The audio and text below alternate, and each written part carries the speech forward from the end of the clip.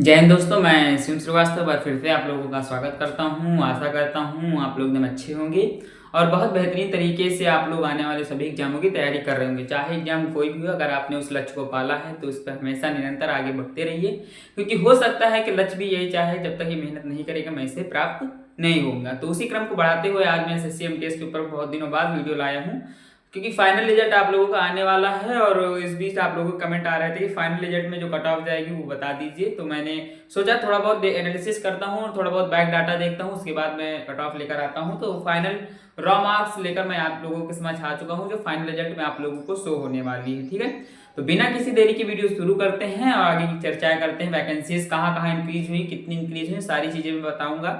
Video ध्यान से देखिएगा और वीडियो को ध्यान से देखने के लिए आप लोग वीडियो को लाइक और चैनल पे अगर पहली बार विजिट किए हैं, वैसे किए पहली बार ही होंगे तो सब्सक्राइब जरूर करिएगा। ठीक है, एसएससी एमटीएस फाइनल रिजल्ट जो है आप लोगों का 2024 में एग्जाम हुआ था और 2025 में आप लोगों का रिजल्ट आएगा। ठीक है, क्या पदों की संख्या में कोई बढ़ोतरी हुई है? तो हाँ, पदों की संख्या में बढ़ोतरी हुई है। कहाँ पे हुई मैं बताऊंगा आप लोग। पहले आप लोगों के पद 6144 और 3439 थे। ठीक है, पहले के पद हैं, जब आप लोगों ने एग्जाम दिया था, मैंने भी दिया था, तब के हैं। ठीक है, टोटल फॉर्म तब 57 लाख भरे गए थे। तो इन सब चीजें बेसिक इसलिए बता रहा हूँ। अब जो पद हो गए हैं वो एमटीएस के 8079 पद हो गए हैं और हवलदार के सेम एज इट इज पद रह गए। मतलब कि जो पहले आप लोगों के पद 6144 थे, वो 3439 थे, अब वो 8079 हो गए हैं। ठीक है, यानी कि हवा एमटीएस के पदों में बढ़ोतरी की गई है।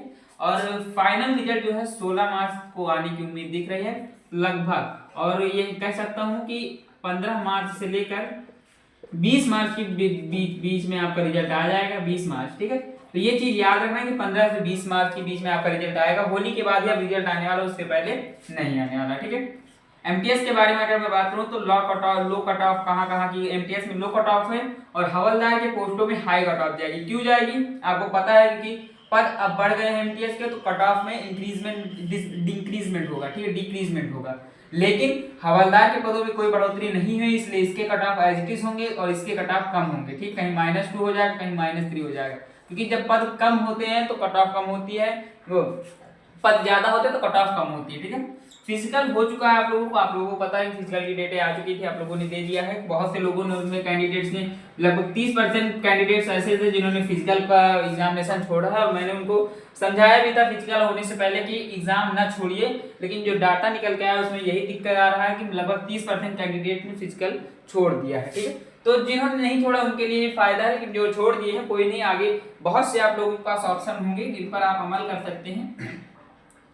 पदों की संख्या में मैंने बता दिया है कि कितनी बढ़ोतरी हुई। 8079 पदों पर संख्या में बढ़ोतरी हुई। मैंने सभी राज्यों को लगभग लिख लिया है, लेकिन कुछ राज्य मुझसे छूट रहे हैं। 1 2 3 राज्य ऐसे हैं जो छूट रहे हैं, उनको नहीं बता पाया हूं क्योंकि उनका डाटा मुझे प्रोवाइड नहीं हो पाया था। ठीक है, मिजोरम के बारे में बात करें तो जनरल यहाँ का 121 के आसपास रहेगा, ओबीसी 118 के आसपास, ईडब्ल्यूएस 116 के पास, एससी आपका 113 के पास और एसटी 109 के आसपास। ठीक है, देखो ये जो कट ऑफ मैं बता रहा हूँ, इसमें -2 हो सकता है, +2 हो सकता है, -1 हो सकता है और +1 हो सकता है। ठीक है, तो ये चीजें याद रखना और ये चीजें याद रखना, क्योंकि फाइनल रिजल्ट जब आएगा तो मैं इन्हीं बेसिस पे आप लोगों को अपनी चीजों को प्रूव कराने का प्रयास भी करूंगा। ठीक है, यूपी से अगर है तो जनरल का 132 के आसपास, ओबीसी 128 के आसपास और ईडब्ल्यूएस 125 के आसपास, एससी 118 के आसपास और एसटी 114 के आसपास। ठीक है, यहाँ पे जनरल का जो है कट ऑफ ज्यादा इसलिए जा रहा है क्योंकि यहाँ पे पोस्टेज कम थी और जनरल के कैंडिडेट्स ने ज्यादा भरी थी। ठीक है,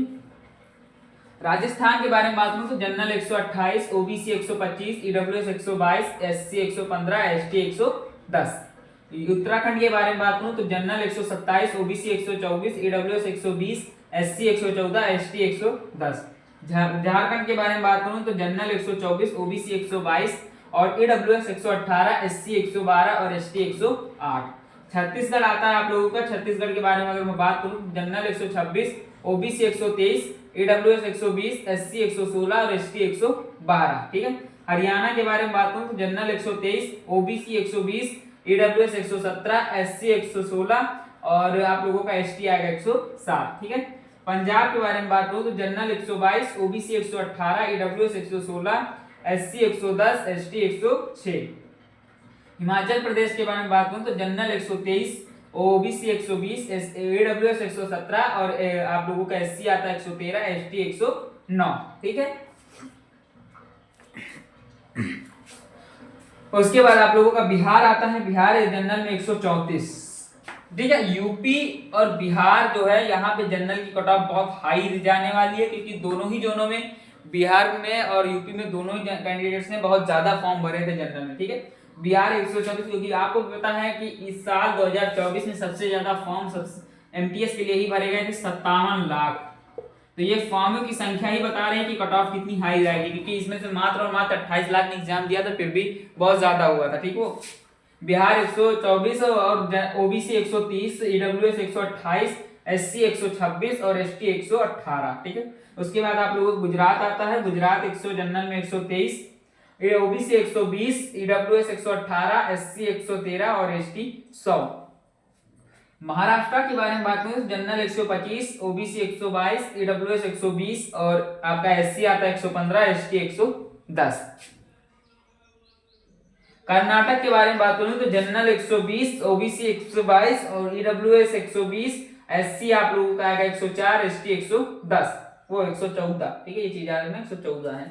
केरला के बारे में बात करूं तो जनरल 126, ओबीसी 122, ईडब्ल्यूएस 120, एससी आपका 114, एसटी 110। ठीक है, तो कुछ और जोन है जैसे हमारा तेलंगाना, तमिलनाडु हो गया, जहां पे जनरल का इसको 118 के आसपास होगा, ओबीसी 116 के आसपास, ईडब्ल्यूएस 114 के आसपास, एससी 110 के आसपास और एसटी 106 के आसपास। तेलंगाना के बारे में बात करूं जनरल 122 के आसपास, ओबीसी 119 के आसपास, ईडब्ल्यूएस 117 के आसपास, एससी 114 के आसपास, एसटी 105 के आसपास।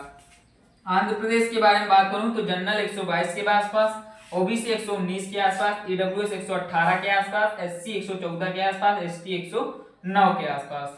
ओडिशा के बारे में बात करूं तो जनरल 121, ओबीसी 118, ईडब्ल्यूएस 116, एससी 113 और एसटी 109।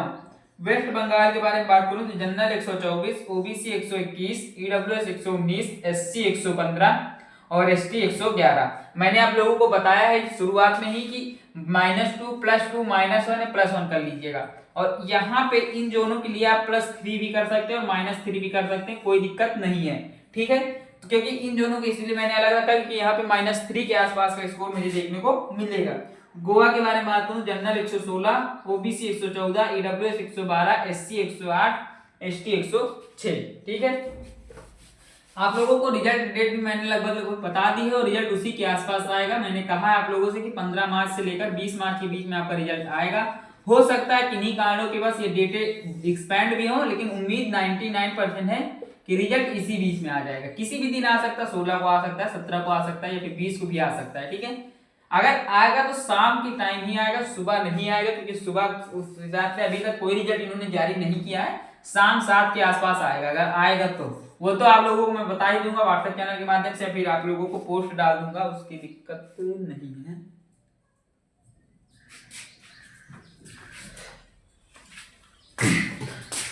तो आशा है, उम्मीद है और यह विश्वास भी है कि आप लोगों को वीडियो द्वारा जो जानकारी दी गई है वह बहुत अच्छी दी गई है, और बहुत एनालिसिस करने के बाद मैंने डाटा प्रोवाइड कराया है। आप लोग अपना कमेंट जरूर करिएगा और किस राज्य से आप बिलोंग करते हैं वो जरूर बताइएगा। मिलूंगा नेक्स्ट वीडियो में, तब तक के लिए धन्यवाद। जाते जाते यही कहूंगा कि अगर अभी तक आप लोगों ने वीडियो देखी है तो वीडियो आप लोगों को जरूर अच्छी लगी होगी और चैनल को जरूर सब्सक्राइब करें।